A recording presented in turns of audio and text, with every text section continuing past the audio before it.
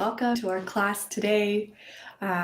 We are going to be talking today about a video that I posted on my channel, and it's a video of Ramanan discussing or asking what are the 5 primary yoga poses for health. And it's just a discussion in that video, and so there wasn't a visual on what these poses looked like, and I promised that I would show in this body how these poses look like. So I'll go over those quickly in this video. However, we don't have time to go through how to do and how to get started with practicing these poses. So I'll give you some quick things that I think about in my practice while I'm doing these. And I've also linked in the description of this live stream a few more resources and other videos that I have that go into a bit more detail on how to do these poses. So if you want to check those out, that would be really nice if you do want to practice these poses. And so those poses were Sirsasana and Sarvangasana. Then we have Halasana, we have Setubhanda, and Viparita Karani. And so those are 5 poses that are primary poses for health. And those poses can be used for a variety of different conditions, but they're really, really great poses, especially when you hold them for more than 3 minutes. And so they can be quite therapeutic. And I just saying, you have to explore in your practice, but these are very powerful poses. So we're going to get started, and I'll show you what those poses look like. So we have to ask first when we start, so what is the purpose of yoga? And we all have a certain interest, and when we have the interest, then that part of yoga can be revealed in a way, or we are ready to receive that. And so just discover where you are, and it's where you are is where you are, and that's what you're going to be available to receive. And so I think initially there is just this it's this beautiful exercise. These asanas are incredibly helpful in developing flexibility and strength. So that's a really great place to start. If there's injury and pain in the body, so then we start having these ideas of yoga for health.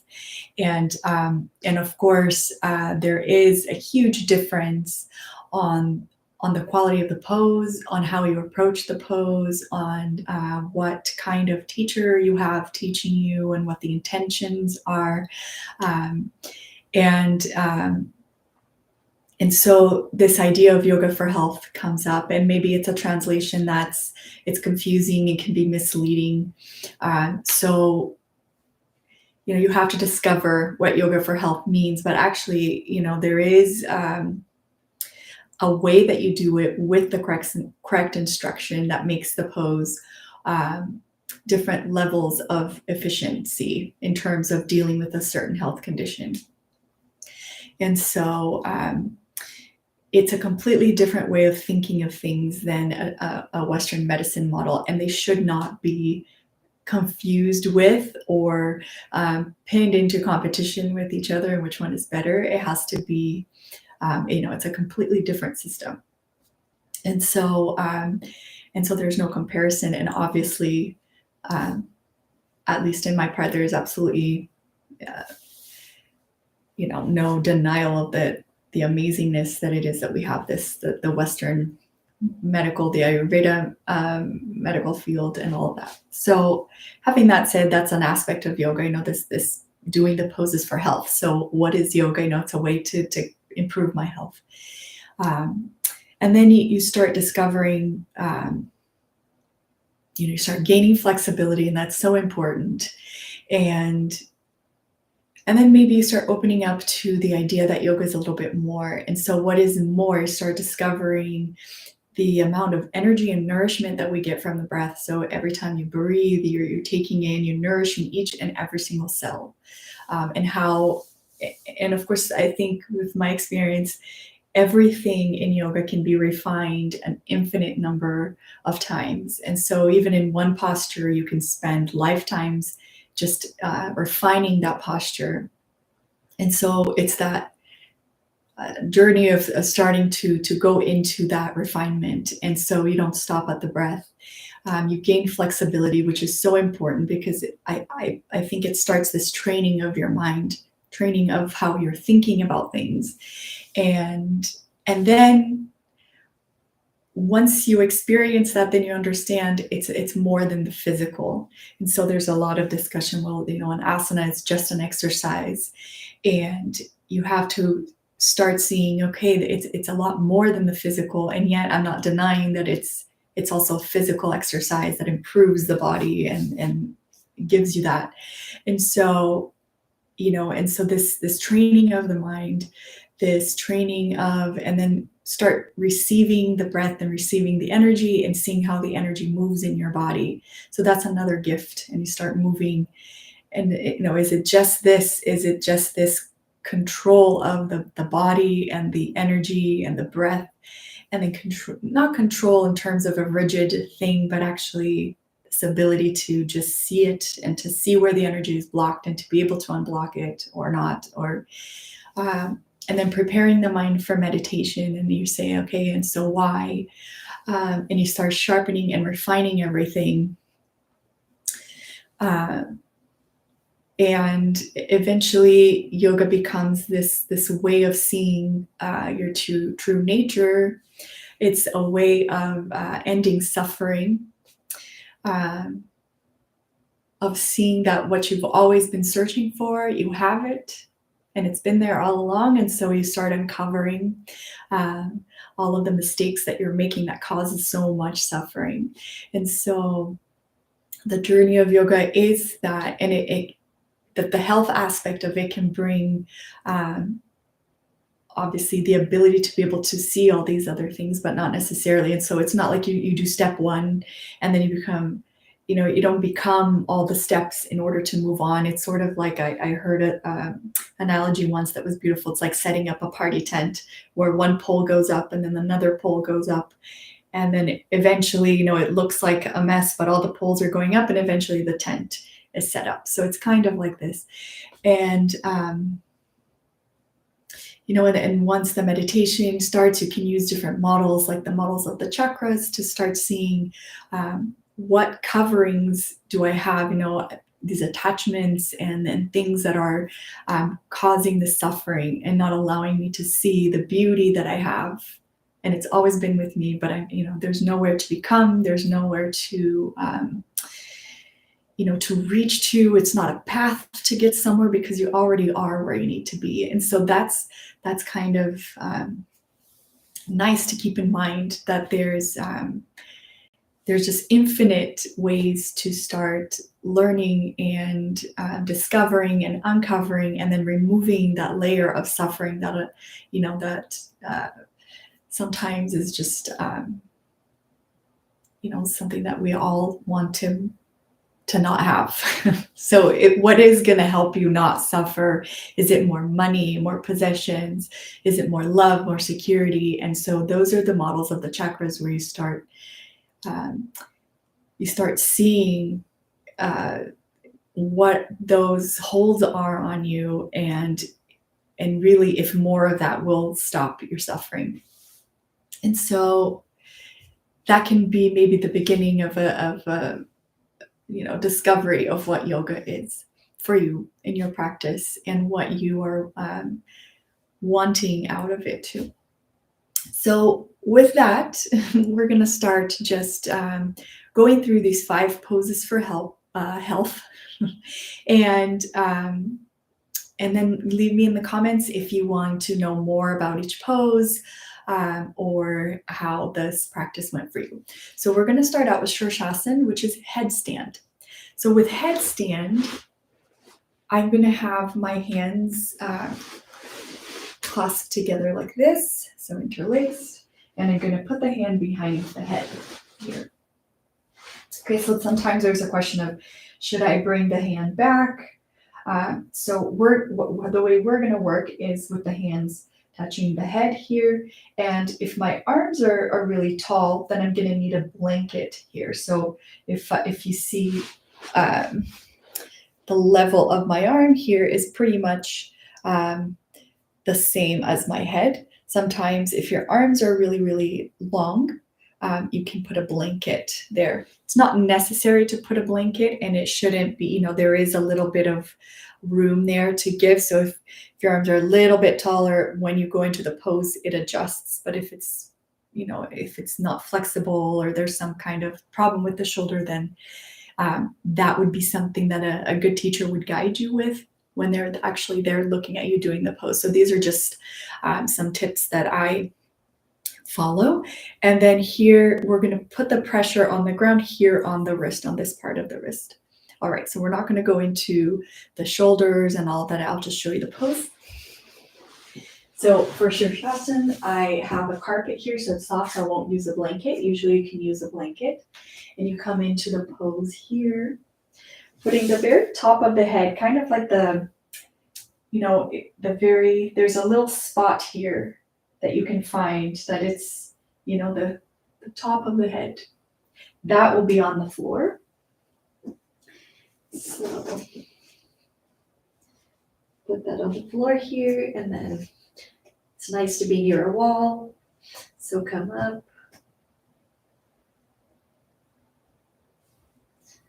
Okay, and then press the wrist down onto the mat. And breathe. Make sure you're not holding the breath here.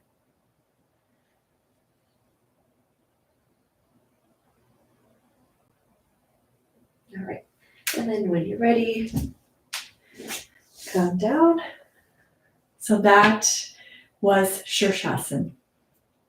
Okay. So the next pose that we'll do is Sarvangasana, and that is shoulder stand.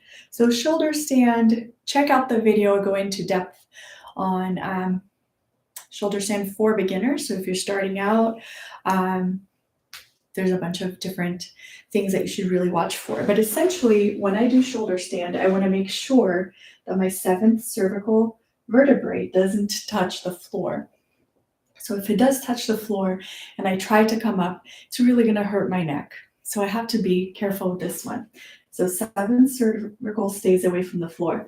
So the way that I do that while I'm practicing is I grab a stack of blankets, and this is a pretty good size stack. So I have 4 blankets here, and I've stacked them up very neatly. So I think I'm gonna remove one. So we're gonna do this with 3 blankets, and I'm gonna use the side where the side here where it's very neat, we folded, right? This is the more rough end. So I'm going to use this side. I'm going to have a very nice stack where they're stacked right on top of each other. And I'm going to do shoulder stand here. I'm also going to use a belt, and I'm going to use this around my my elbows. So I'll show you that. So when you use a height here, it allows that 7th cervical not to hit the floor. It gives you a little bit more room for flexibility in the shoulders. Okay, so I'm going to use this. And here I put the belt to make sure my elbows are the same distance as my shoulders. So I'm going to start here. And I can bring them closer together, but I'll start here. So I lay back on the blanket here, and I line up the shoulders with the edge of my stack. Okay. And I make sure that I breathe the whole time that I'm coming up.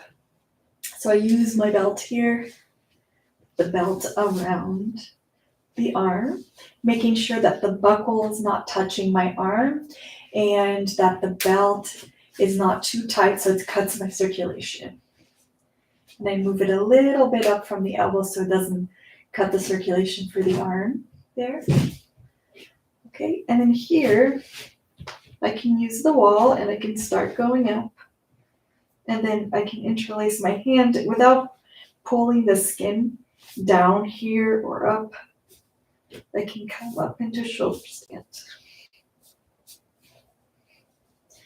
So here we have shoulder stand.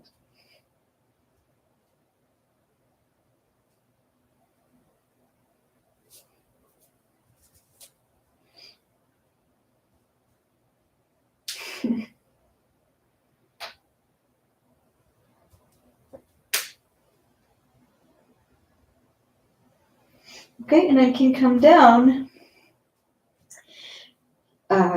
this way, where I come down into Plow Pose or Halasana, or, I can come back down this way. All right.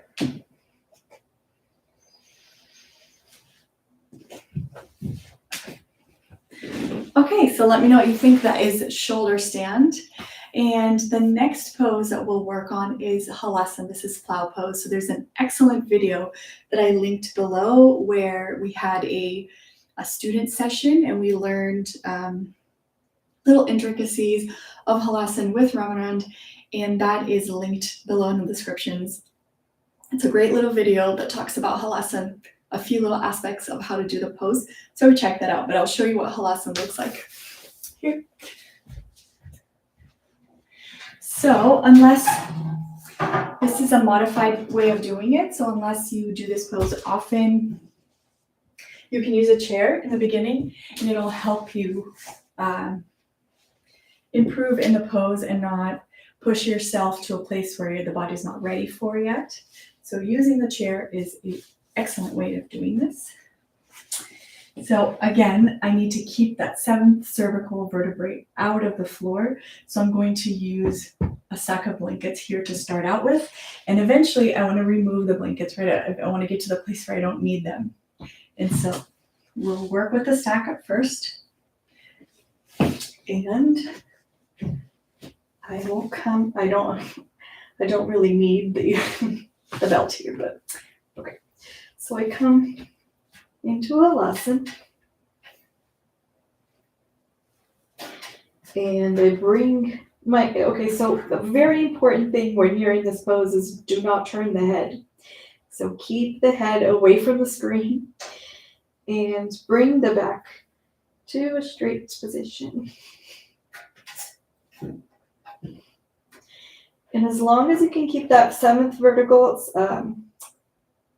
away from the floor, you can move the feet back. Keep. So inner rotation of the thighs here. Pretend you have a weight over here in your thighs and lift that weight towards the ceiling.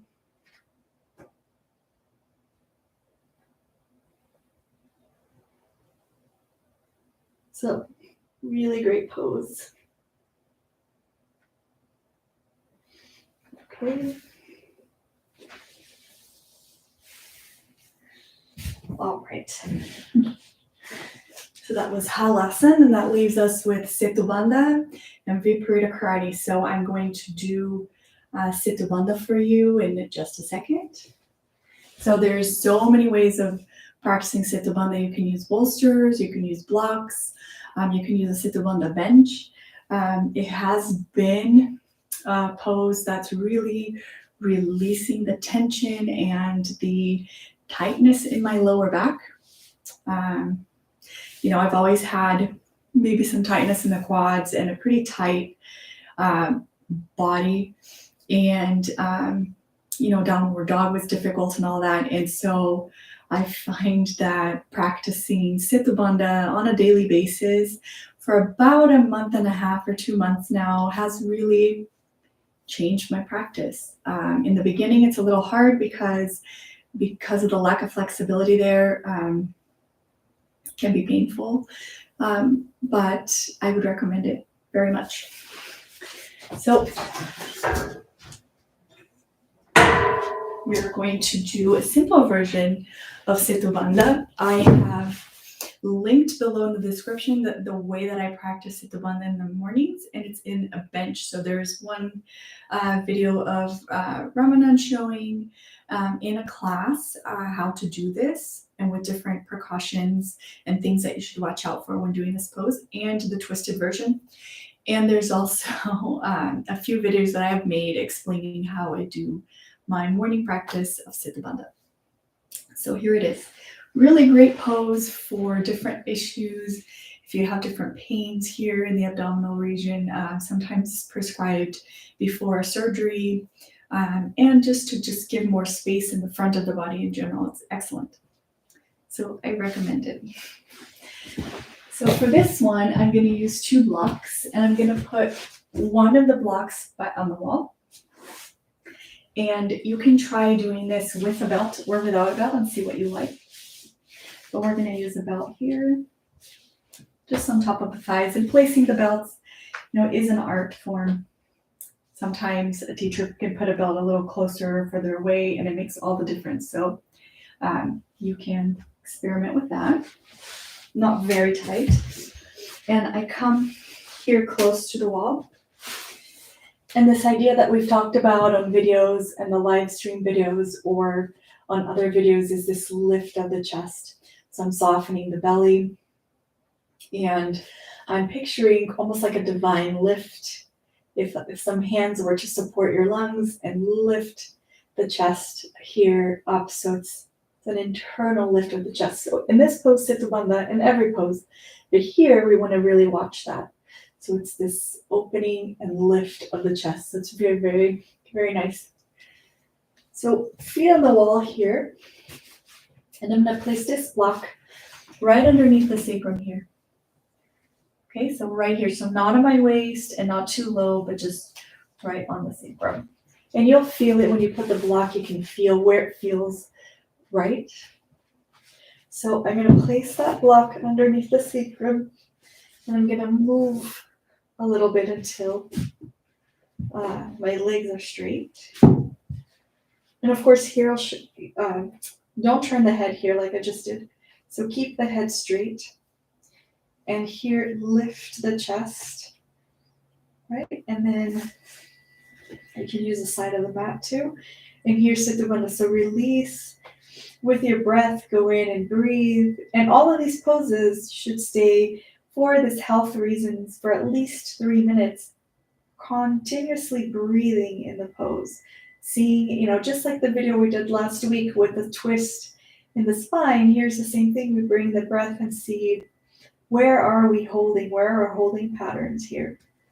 But this is a nice one. Can be done on its own without any other poses. Like that. If this is too much, you can bend the leg like this and keep the leg bent. This is also great. And then here, just really work on that lift of the chest, lift here, without adding any pressure to the eyes, the ears, or the throat. So keeping this area very relaxed as you lift the chest. In the beginning, you want to help by squinting or adding pressure to the ears. So notice that and then breathe it out. Right, so here's Setubhanda. Soften the belly. And then lift the chest.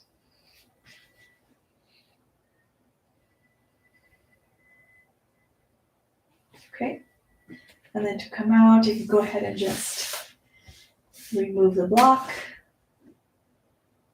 And sit for a minute. Lay down for a minute, and then turn to the right to come out. Okay, so that was Setubhanda. And the last pose that we'll take a look at is Viparita Karani. So this pose can be done in so many different ways. I've heard it be, there are some yoga rooms that have big columns. And so you would do this onto a column so that a helper can tie the belts around your leg and the column. And It's a really great way to practice this. You can also practice against the wall or by itself in the middle of the room. So here again, you can tie a belt to the legs. It helps keep the legs active here. And you can also practice without a belt.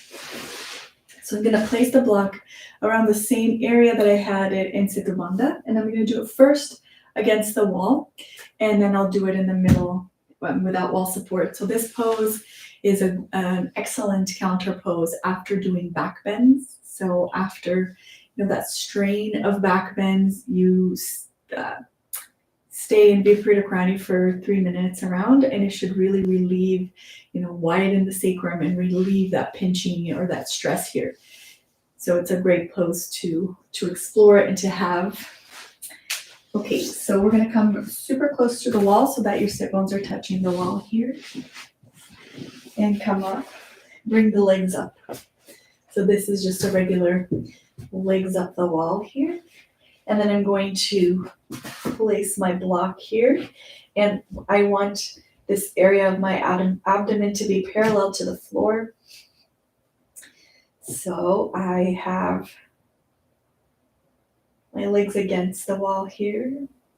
And the same idea of lifting the chest without an aggressive muscular action where everything else becomes hard. Just a divine lift where you start lifting, creating space and allowing the energy to flow, allowing the breath to be easy and not blocked, by a lump in the throat or a lump in the belly. Again, don't turn your head here. And then I can make the block taller, right on height number 2. Come closer to the wall so my leg is supported. Lift your chest. And then I can also use it in the very tallest setting of the block here.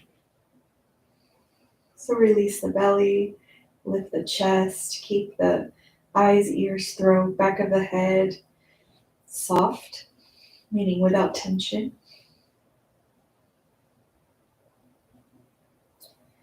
All right, so here's Viparita Karani. And with every breath, release any tension here in the head so that this has almost zero tension. And you do that by staying here for 3 minutes or longer. And for breathing in the way that when you breathe, the brain diaphragm, this area here, the circumference around the brain here releases in.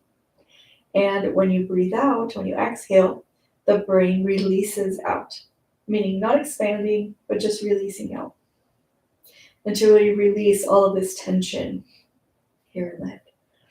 Okay, I'm going to remove the block and I'm going to show you Viparita Karani without the wall support.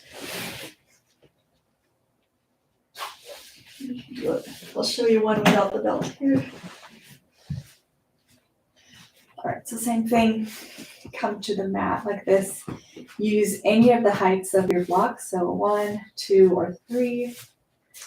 Start out with 2 here. And we're going to allow that lift of the chest, which is not here. It's not a lift up to the ceiling, but a lift towards my head. And I can hold on to the sides of the mat. And then I bring my legs up, knees very straight. And I can have the legs slightly apart or together. And I lift the chest. And I start sensing everything sort of releasing and relaxing. So very nice restorative pose for health. Viparita Karani. Make the legs very active. Bring the kneecaps towards the top of the legs. Hug the muscle to the bone. Make the ankles narrow. And the legs active and firm. Kneecaps coming up. Soft belly, soft eyes, ears, and throat. And one of my favorite instructions here is ankles narrow. It's such an amazing way to practice with this pose. Spread the toes. Keep the legs very straight. And already I don't want to come down.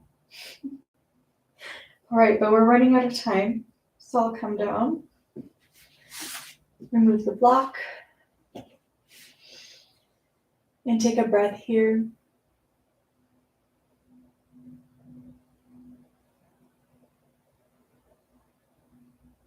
And soften any tension in the throat.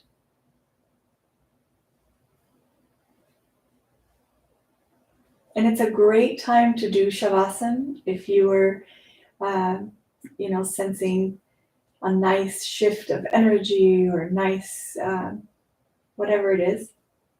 Take a minute for Shavasana.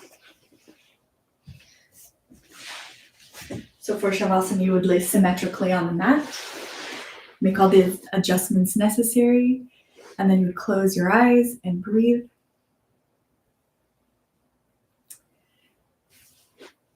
So I hope this is a nice way to look at these poses and how they look like in this body. So you have an idea of how to get into these poses. Hopefully the resources that I have for you on the comments or the description below are helpful. If you need more information or you want to know more, please leave it on the comments and I will get back to you when I can. So see you next time, and I hope you have a wonderful week. Thank you for watching.